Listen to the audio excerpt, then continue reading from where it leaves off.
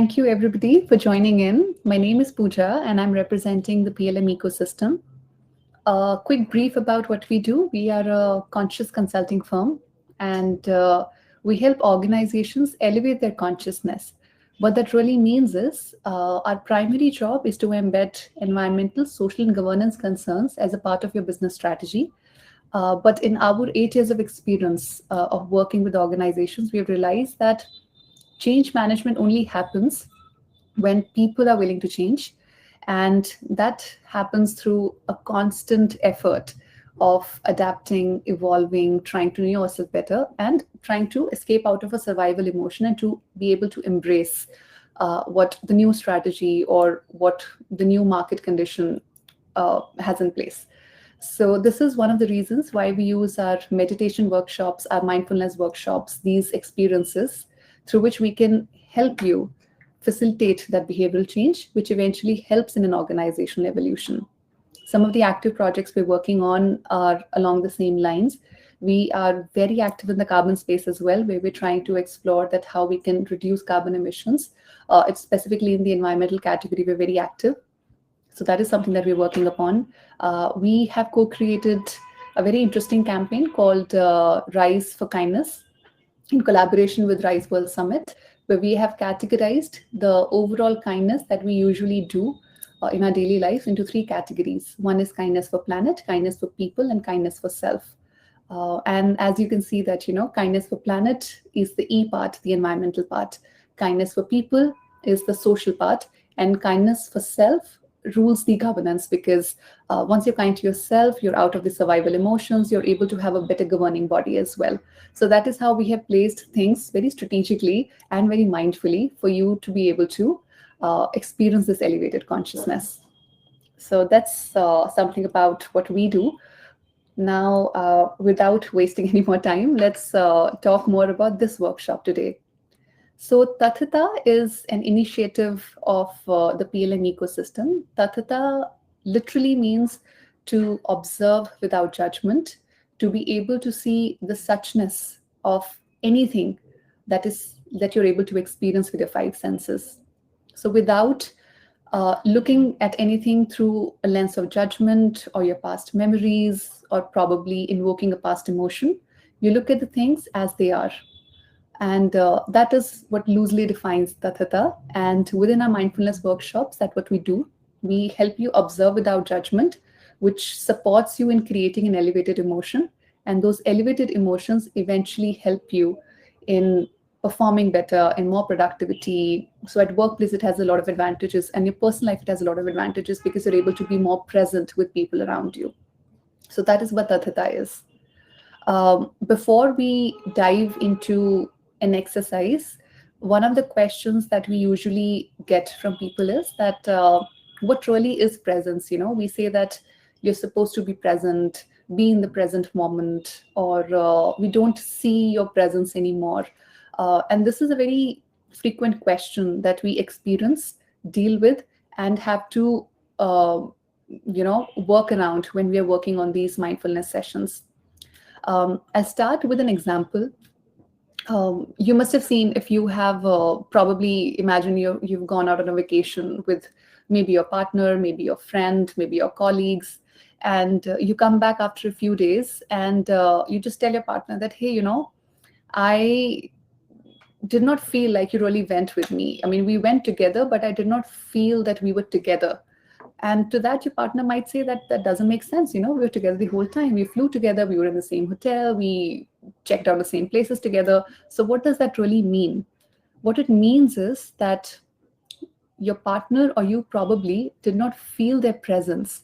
They were not present with you. They did not give your attention to you. They were not in the moment with you. And that is simply what being present is. Presence simply means that you are in the moment. You are in the present. You're not tied up by your past. You are not worried about your future. So if you see the timeline of things, you from past to future, and if the center is your present, we are either operating in the past, where we're constantly thinking about what happened, in the morning, what happened a year ago, what happened last month, what happened at work, or we're constantly thinking about the future, that, what will happen when I go home? Am I going to get that, promotion? Am I going to get that vacation or not? But what we forget is the place where the creation really happens, the place where that future is going to unfold, the place where we can move away from the worries of the past is actually the present. And the present moment is something which we always ignore. And there are multiple reasons behind it as well, which we talk about in our advanced workshops, where we talk about the energy field that you create, about your genetic impression that you create, the frequencies that you evoke out of these emotions. That is something that we learn in one of our advanced workshops. But today, to give you a premise that what really means by being present is to be in the present moment. It's as simple as that. Okay, now what we'll do is we will move quickly forward, and we will talk about how do you experience presence. So the way we do that, okay, I can't see. Okay, yeah. So the way we do that is we have a great skill that we were born with. We have an asset that we were born with, but we never realize how important and how valuable that can be, which helps us stay grounded and stay in the present moment. And that asset or that skill that we were born with is your breath. What we forget is that breathing is so critical, and to learn how to breathe is so critical, that we often forget that how the practice of breath can actually support you in creating a better future. We're so torn between past and future that we do not realize that how to stick in the present moment. So I'll give you a quick example. For example, anything that you want to achieve in your life, let's say that, in this hand, you put a very expensive car. Maybe you want to have a big mansion. Maybe you want to have a big promotion. Anything and everything that you want in your life is here. And if in this hand you put your breath, you'll always and always choose your breath. It's that important. And yet so neglected. We never think about our breath. We do not know how to breathe. So this is something which we use to stay present, to stay grounded, to regulate emotions, to understand your energy. So the breath does more than just circulating air within our body, and more than just taking in the oxygen and giving out CO2. There's a lot more that happens internally to our electromagnetic field, our energy signature that we emanate from ourselves as well. So to begin that, let's do a quick breathing exercise where we use the power of breath. We use this asset to try to stay present in the moment. So to begin this exercise, I request you all to please sit comfortably in a chair, or wherever you're sitting right now. If you're sitting on the floor, if you're sitting on your bed, you're sitting on a chair, wherever you are, I just want you to sit comfortably with a straight back.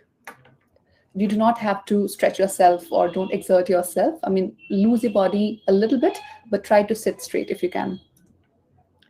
And with gently closing your eyes, when I say inhale, you take your breath in.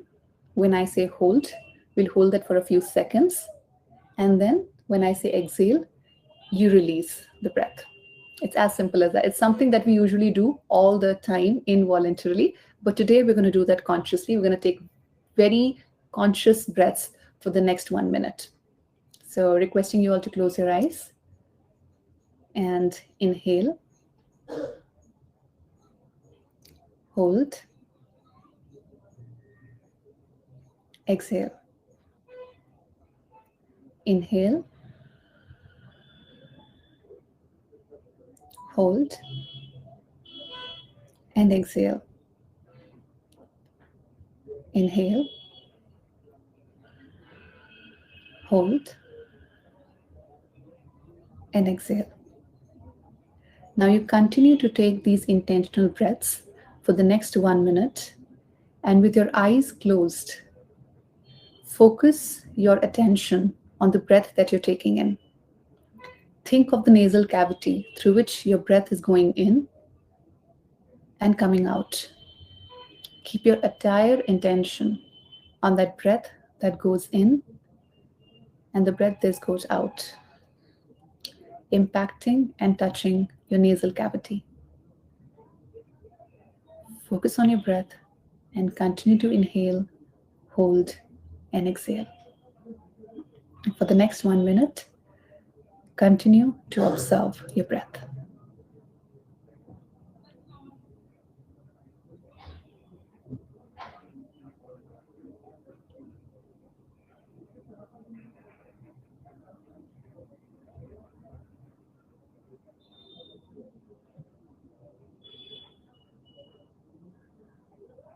If you get distracted, it's not a problem.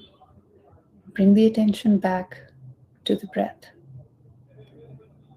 If you get distracted, just observe that you're getting distracted and bring the attention back to the breath.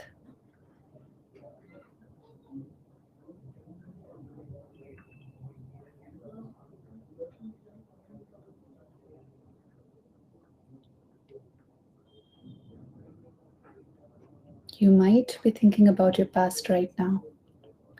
It's possible that you're thinking about your future right now.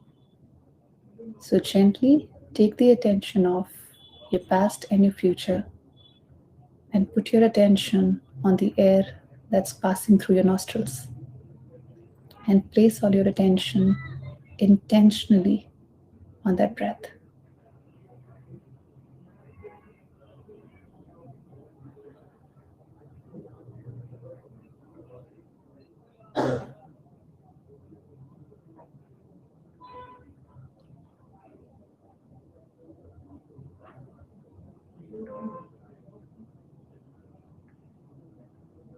We'll do the last ones together. Inhale, hold, exhale. Inhale, hold, exhale. Inhale, hold, exhale. And whenever you're ready, you can open your eyes.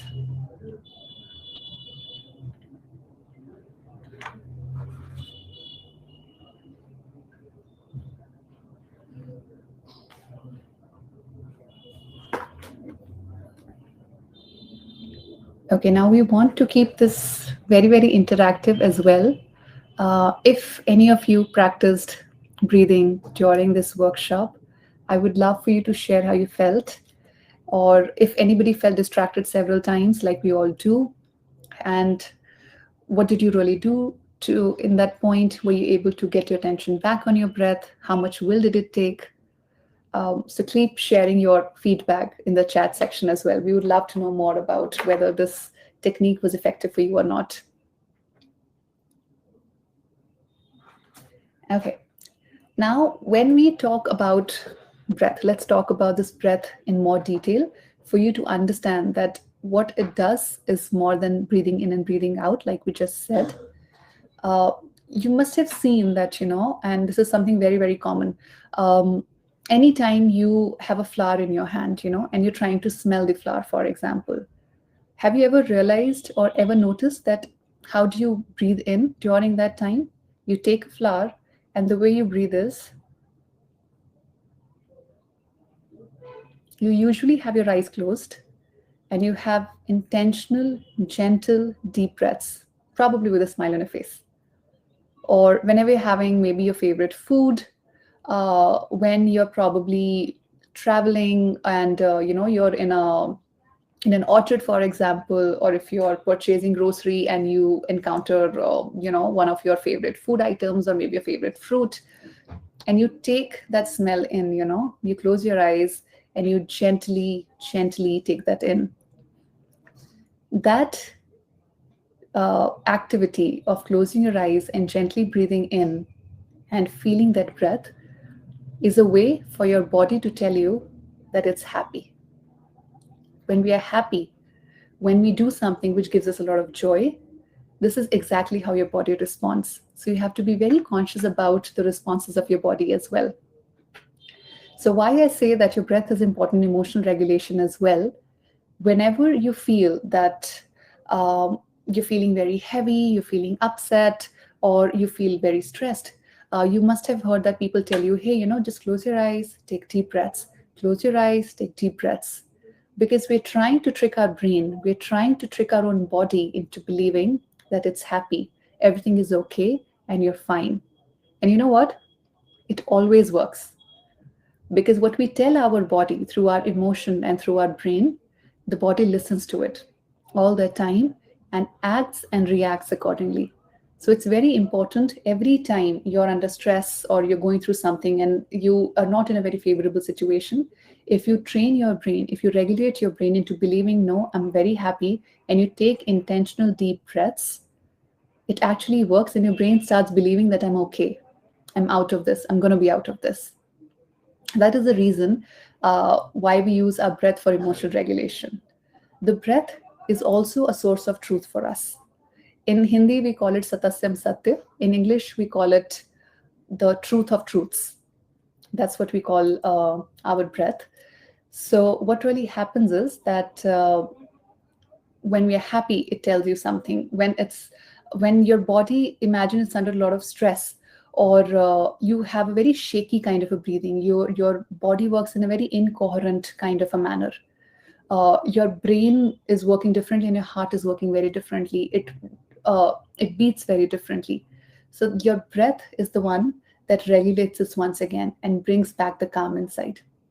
You must have seen when people are in pain, the way they breathe, they make sounds like, hmm. These sounds actually tell us that our body is in pain. It's going through something. It's going through something negative. So the breath always tells you the state of your emotion, the state of your electromagnetic field, and how you can alter your breath to feel better. That is the power of breath. And that is one of the reasons why, in most of our meditative experiences and most of these mindfulness workshops that you attend, people focus very, very largely on the breath. Okay, so let's move on to the next topic.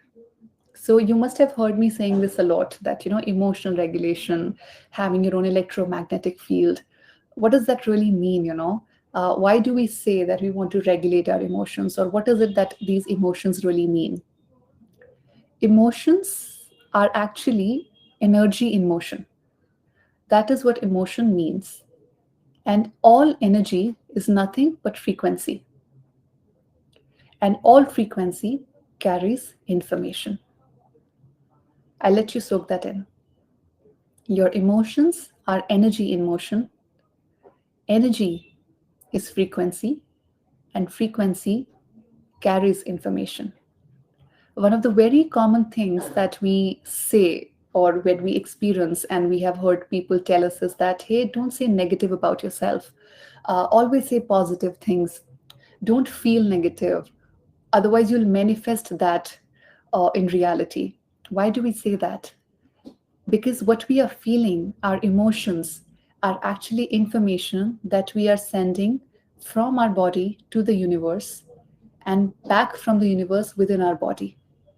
These emotions are the carriers of information. And this information, when goes out, starts to change the physical reality. It changes matter. How it changes matter, we'll talk about that tomorrow when we discuss our time space quantum, where we'll talk about the 5 dimensions that we operate in, where time is the eternal.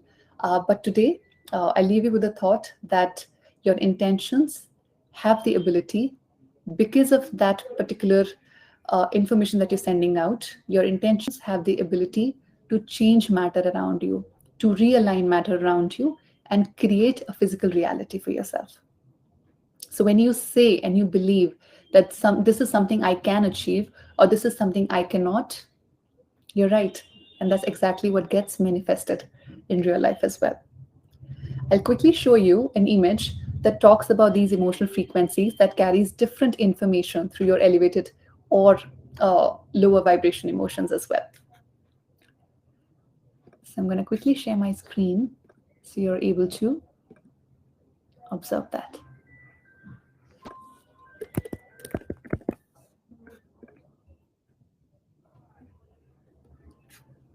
Just give me 1 minute while we bring that on.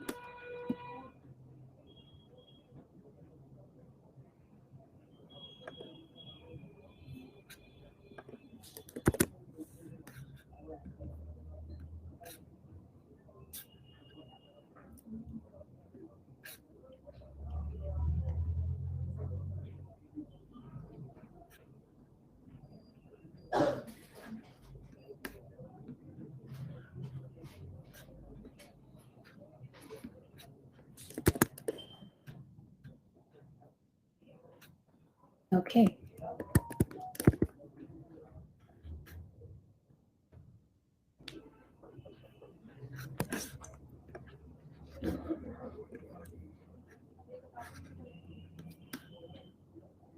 I hope you can see this one. Dipali, can you confirm if our screen is visible?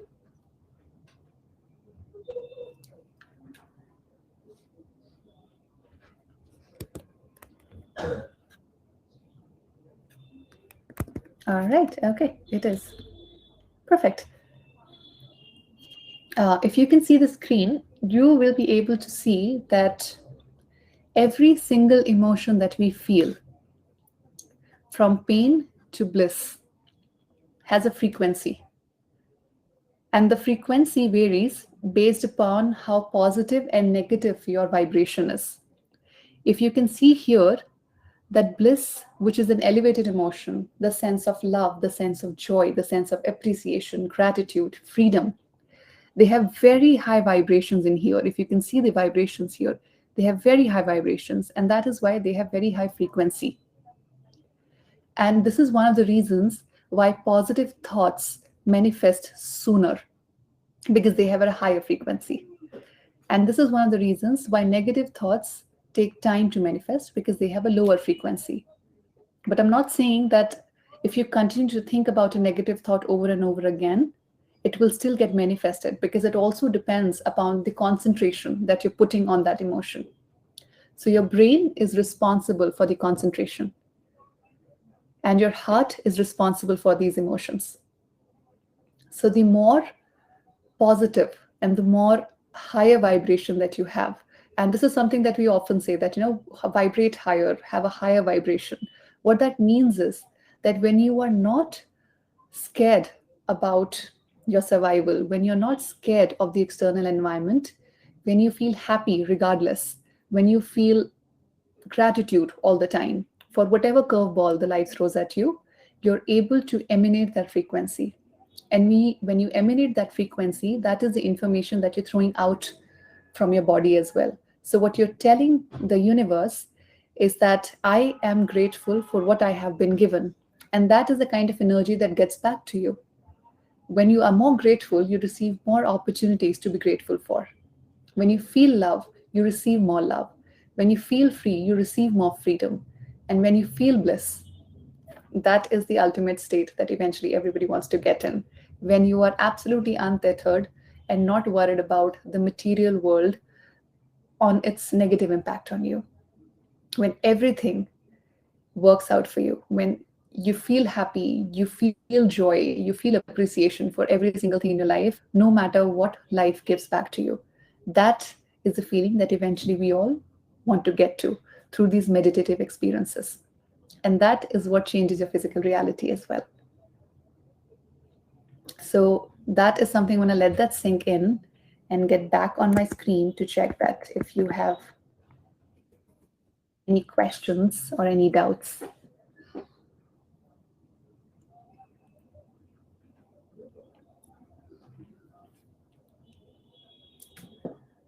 Dipali, is it true that the stream has a little bit of lag? We are speaking first and it's streaming later?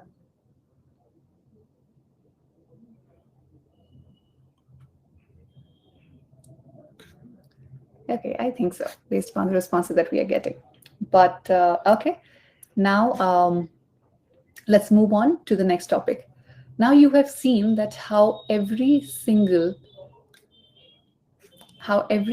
emotion has a frequency. And the higher you vibrate, the better the frequency, the higher the frequency, and that influences the information that you send out in the universe. So how does that really happen? There has to be some sort of science behind it. I mean, why do we believe that it's true? So what really happens is your brain has thousands and millions of neurons acting together.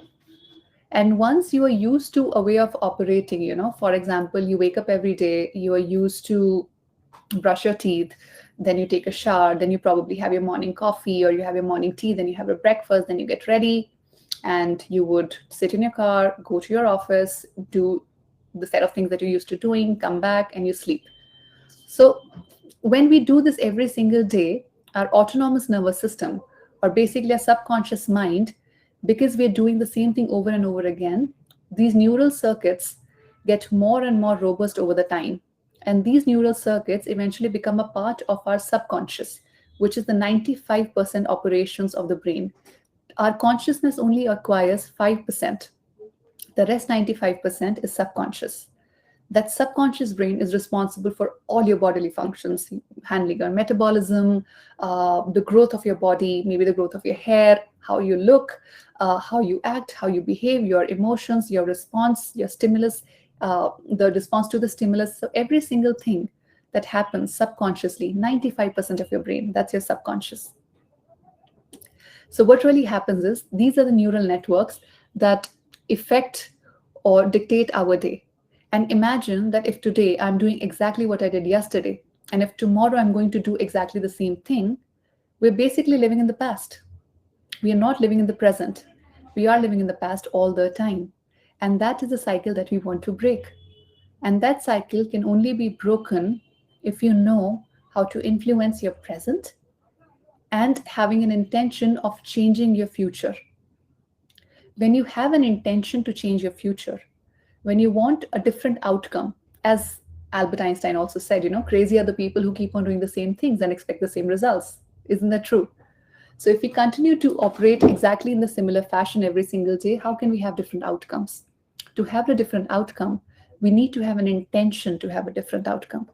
So every time you think about, okay, I want to create a different reality. I want a better job. I want a better life.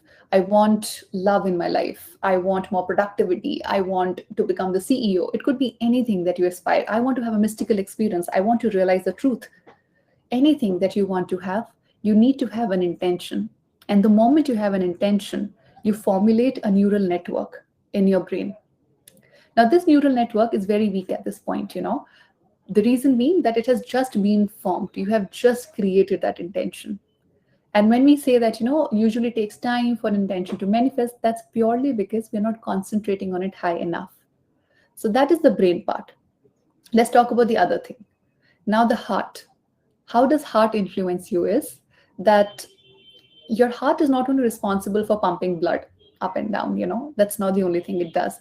It's also responsible for various other bodily functions. And as I said, in our advanced programs, we'll talk more about the heart coherence and how it impacts your entire body and the reality around you.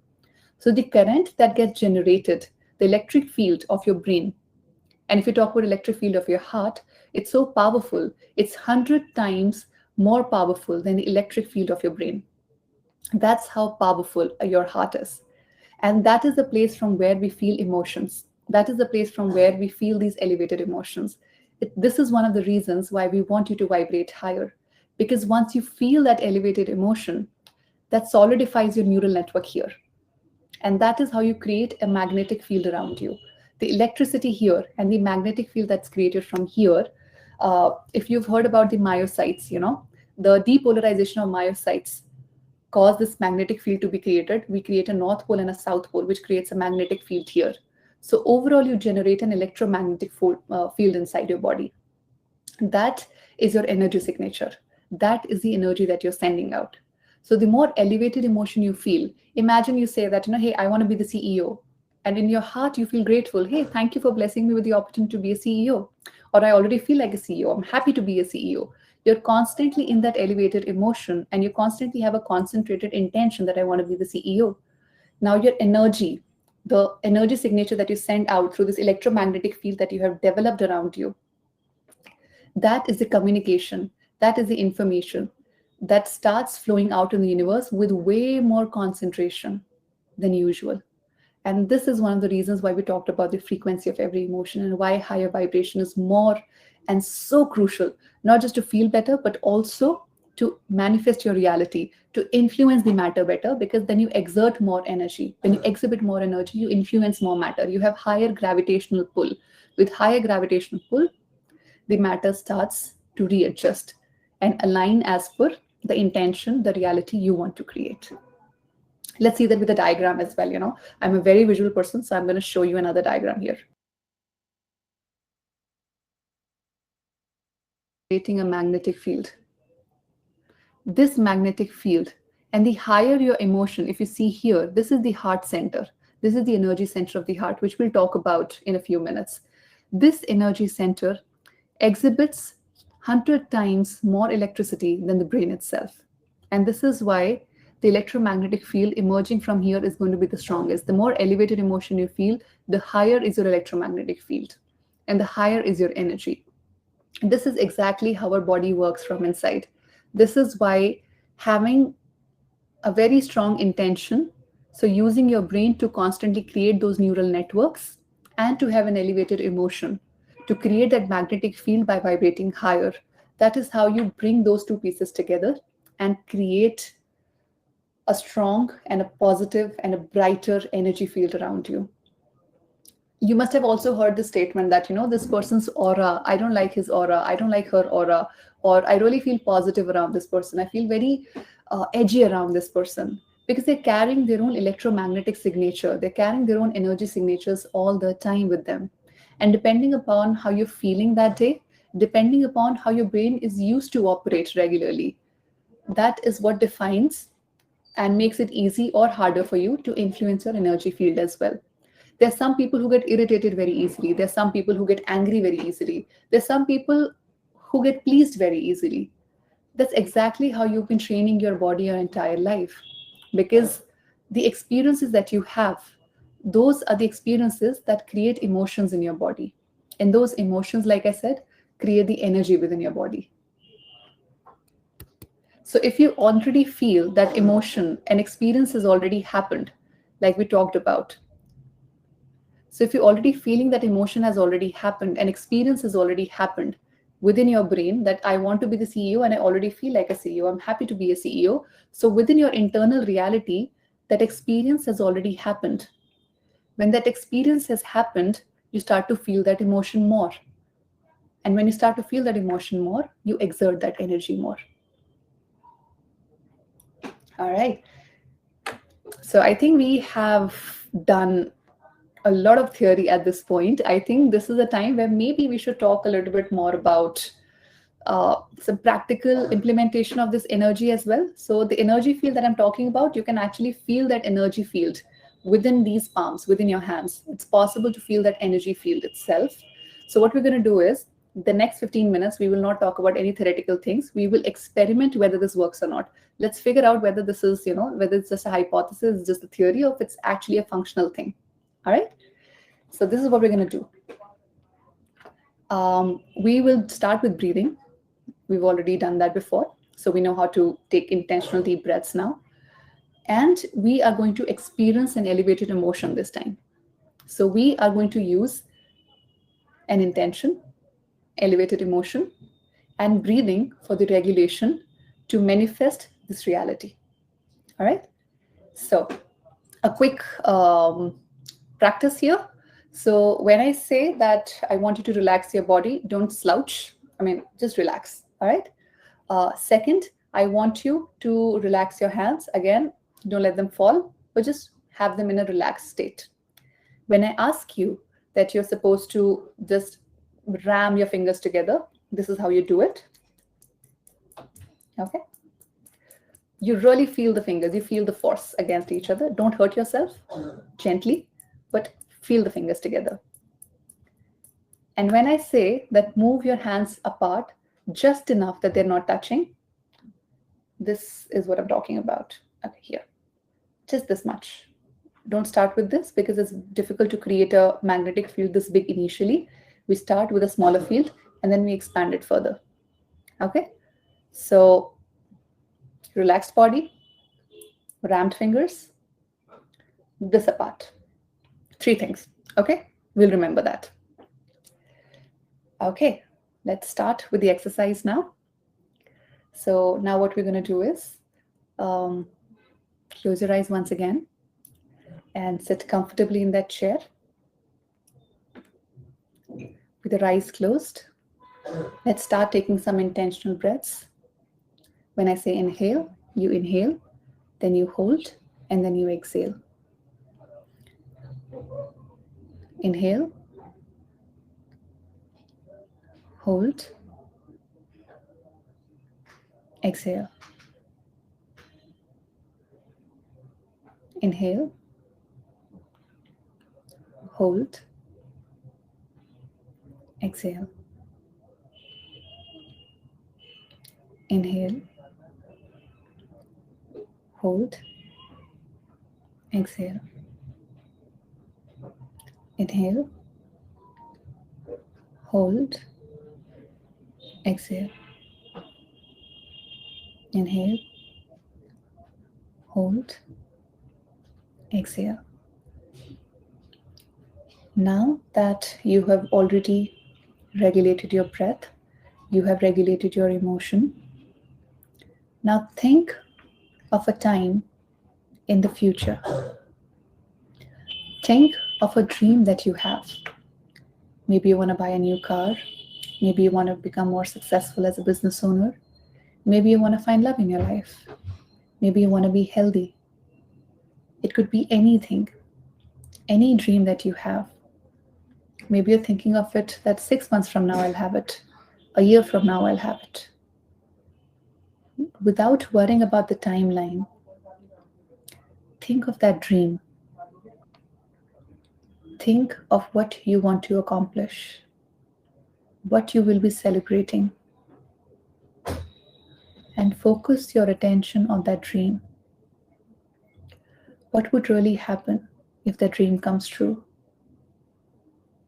How your world's going to look like when that dream comes true? Have those mental images. Think of that reality.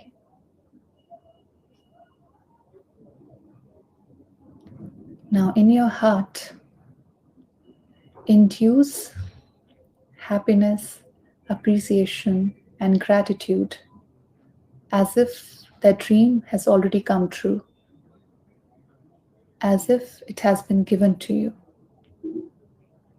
Think of all the feelings that you will feel when that dream comes true. Now try to feel those emotions now, as if the dream has happened, as if that is your reality. Try to feel as much joy, as much gratitude, as much love you can for your life. In your heart, thank and bless the universe for giving you, for handing you over that dream. Experience that feeling, experience that reality now, in this moment. Think of it, feel of it, feel grateful. And stay with that intention and elevated emotion for the next 60 seconds. Stay there.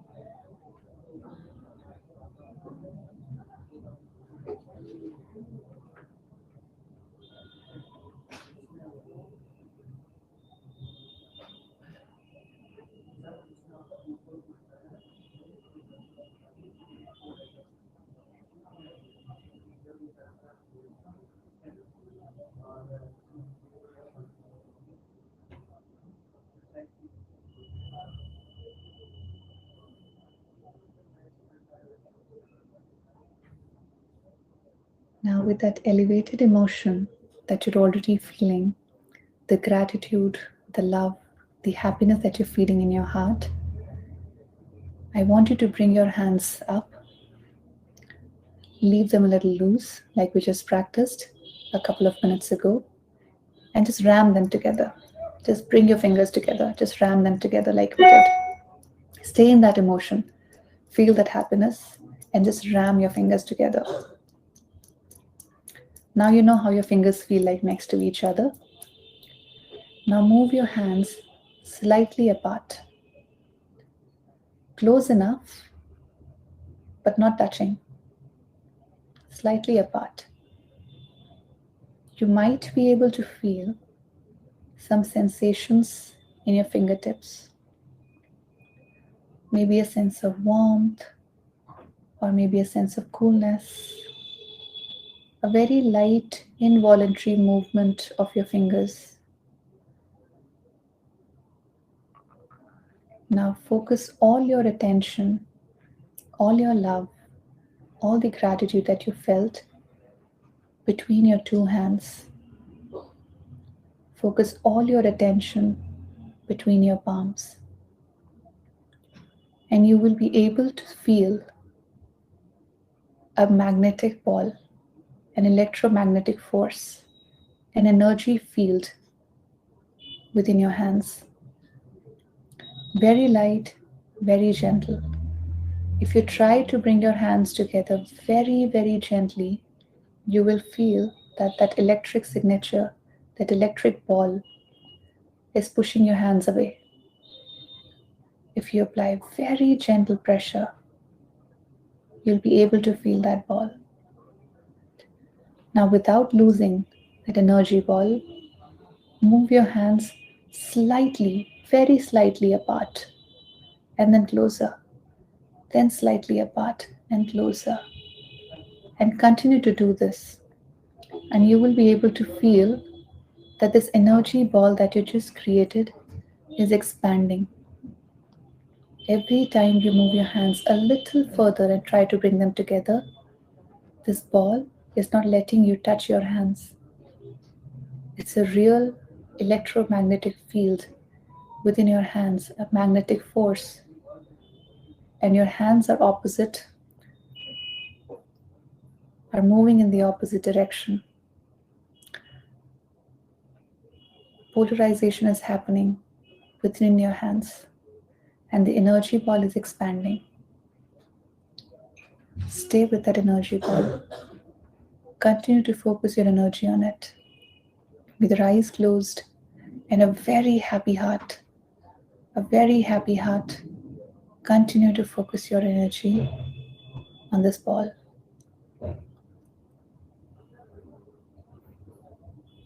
Stay with it.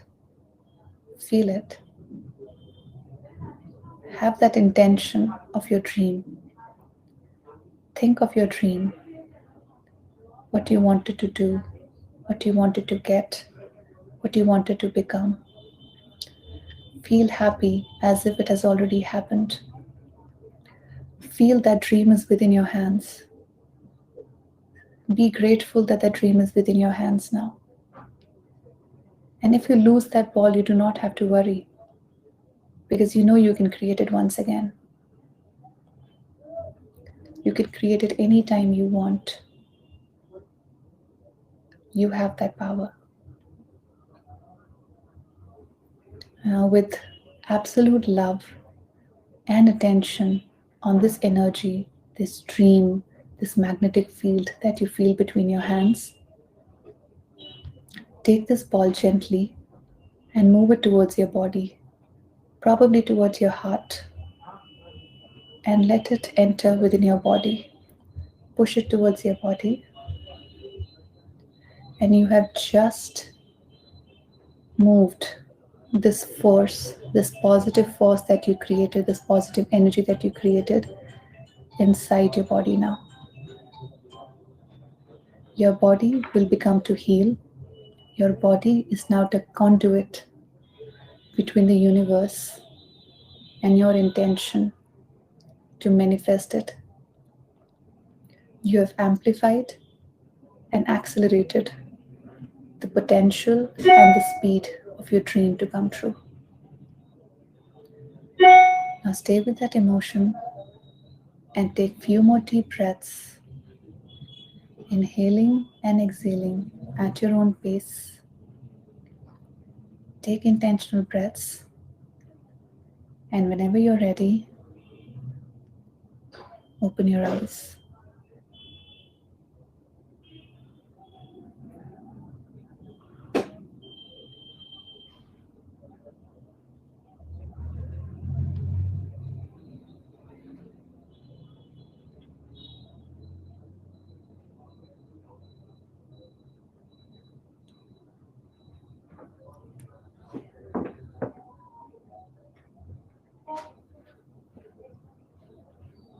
Okay.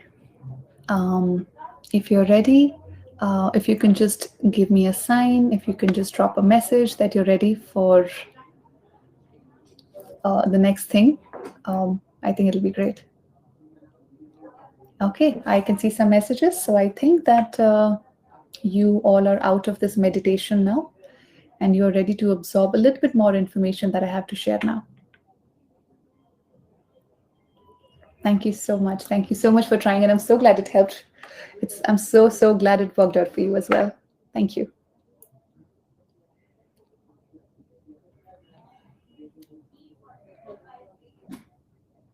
Okay. You know what? We do have tomorrow's workshop as well, where we want to talk about the time-space continuum. We want to talk about creating a different reality. We want to talk about how particles really influence matter, how you can think as an energy, how you can think as a particle. So I think what I'm going to do is we will have all those conversations wrapped up for tomorrow. So let me open up this forum for any questions and answers that you have, because I think we only have 12 minutes left. So if you have any questions, any thoughts, anything that you want me to improve, feedback, this is your time now. And I'm just here to respond to those questions.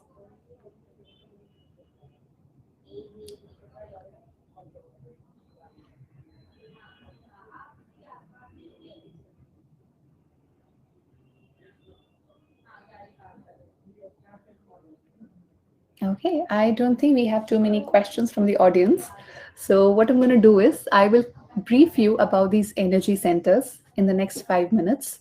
So you know what's going to happen tomorrow. You're more aware. You have a little bit prep in your mind as well. So let me quickly.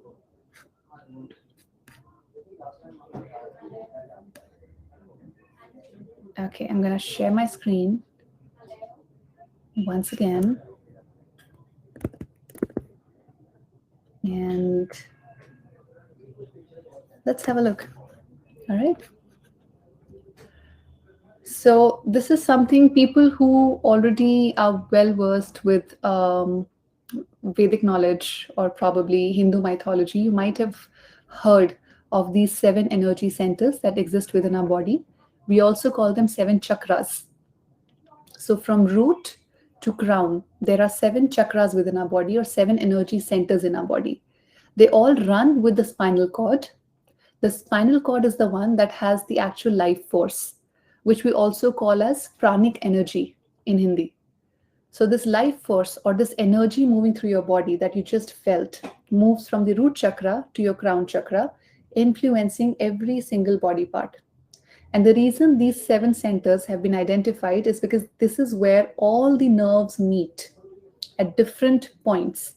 And these are the energy centers which are also responsible for various hormonal and protein secretion as well.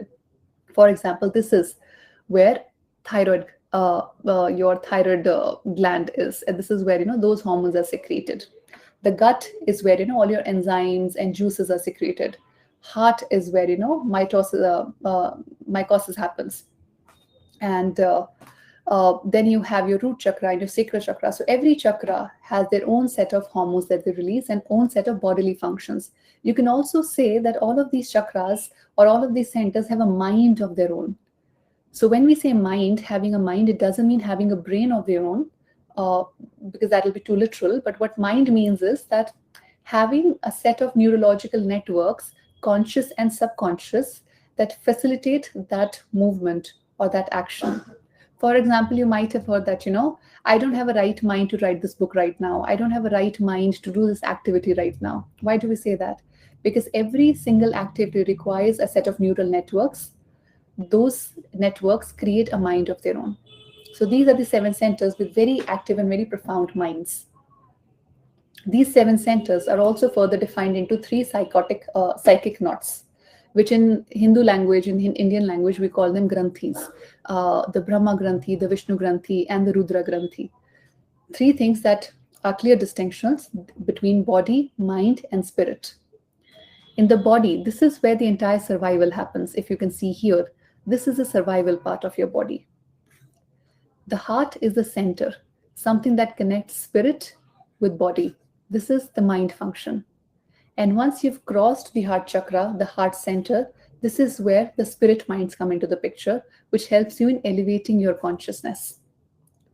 So the body, mind, and spirit within three psychotic knots, that is how it works. For example, if we talk about the base, the Muladhara or the root chakra, what root chakra does is it is responsible for reproduction, right? So why root chakra, sacral chakra, and solar plexus are responsible for survival is because all of us subconsciously want to be immortal. We want to live forever. We want to survive. And that is something that has been wired in our brains since evolution, because survival was the hardest thing that we had to do as humans, or as any species for that matter. So root chakra helps you create life.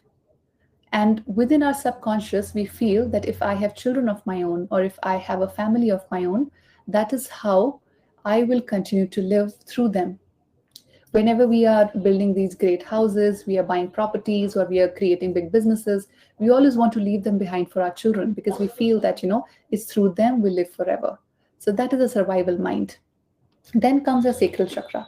Sacral chakra is responsible for your bodily functions. Sacral chakra also is responsible for taking care of your family.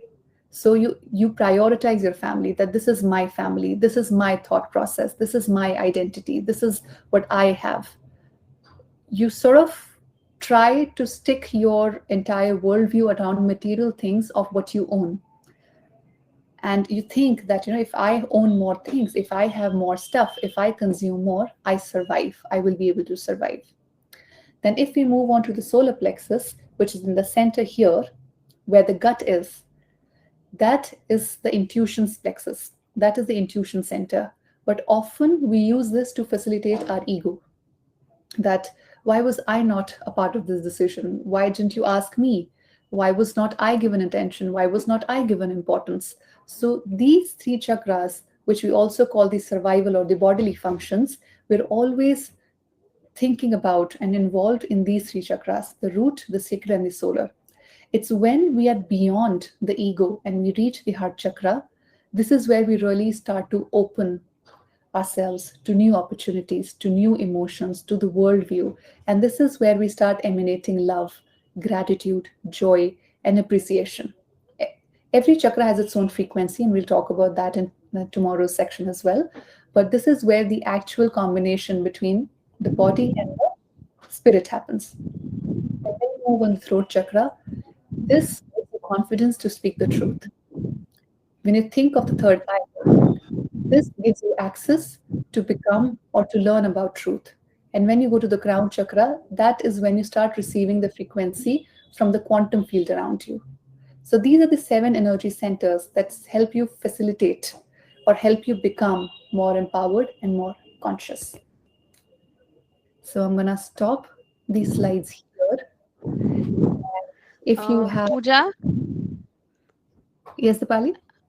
yeah, there was a question in the Uh-huh. chat box. We'll take that question. It was asked during when you were talking about how it's important to live in the present. So I Mm-hmm. guess she is also somebody, either she is working with youth or a worried mother of a youth. She's Anupama Khandelwal. Her question is, how can today's youth students relate to this, that living in the present, as they're constantly planning for their future? If you want to shed any thoughts or light on this particular, it's a concern basically. that many mothers or parents will be having for their own children. Absolutely. And I think this is one of the questions we receive a lot because we also give mindfulness sessions to students as well, to education institutes too. I think the part of why students need mindfulness a lot and they need to practice this every day is because as parents, and Anupam, this is not for you, but this is for all of us, I think, and for most of the parents as well. We always worry about survival of our children, and we're always telling them, hey, you have to be good at this skill, or you have to score good marks, or you have to get this job, otherwise you will not be able to survive in this world. So we are sort of programming them for stress. We are sort of programming them to always respond to their survival emotions. So it's very important for students if they want to open up new opportunities for themselves, if they want to operate at a state where they do not feel stressed all the time, where they want to create a new reality. It's way more important for them to not feel those survival emotions all the time, but to feel that they are living in a world of possibilities. They're living in a field of possibilities, of frequencies where they can emit an intention and they can receive it back. Another thing that happens is, specifically when you're studying, your prefrontal cortex, how it works is that when you're under a lot of stress, your logical brain, your analytical brain comes in and it tells you that why this is not going to work out for you. Or, when you start creating a lot of stress, your brain, your creative part of the brain, your limbic brain actually shuts down. And all you can think of is survival. So to maintain that creativity around your whether you're studying, whether into sports, whether into any other creative field, so to also feel creative, it's important to practice mindfulness. And when we say practice mindfulness, we do not mean that every day you have to give 1 hour or 2 hours, although ideally you should give 1 hour a day. But you can start with as small as 15 minutes. You can start with breathing exercises, like I said, emotion regulation, breath. If students are feeling stressed specifically during exams, just tell them to take some intentional breaths and feel that you've already scored great marks, feel that you've already achieved what you wanted to, and feel that emotion right now. Now once you've tricked your body that I'm happy, I'm in control, and whatever happens, I'm going to perform really good in exams, you really would, because your creative brain will open up. And that is when you're able to retain more information. That is when you're open to more information. So, for example, we always say that you should also get a good night's sleep, because that is when a hormone is secreted here in the pineal gland at night when you're sleeping, that helps you in trance-like experiences, that helps you in retaining more information, that helps you receptive of more information or the frequencies around you. In India, we say 4 a.m. time, that it's called Amrit Vela, or we say that this is the holy time to start your day or to start your meditation, because that is when this enzyme, which we'll talk about tomorrow in more detail, with this enzyme is churned across night and is ready for your use. So I think that for students to start using it, it's very important to help them understand that how these energy centers work, because unless you give them a logic, they will not really, care. So you have to tell them that how these centers work, how they influence your present, and how you can create your own future, because students are the future in the end.